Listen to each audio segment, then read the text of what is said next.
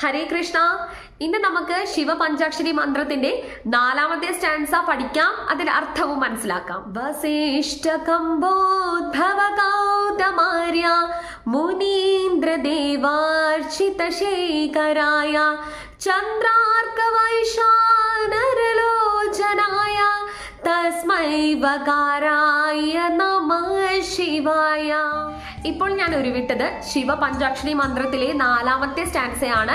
ഇതിന്റെ അർത്ഥം ഇങ്ങനെയാകുന്നു: വസിഷ്ഠ കംബോദ്ഭവ ഗൗതമാര്യ മുനീന്ദ്ര ദേവാർച്ചിത ശേഖരായ എന്നുദ്ദേശിക്കുന്നത് വസിഷ്ഠനും ഗൗതമനും അഗസ്ത്യനും പോലത്തെ വലിയ വലിയ മുനിമാര് ആരാധിക്കുന്ന ശംഭോ ശങ്കര.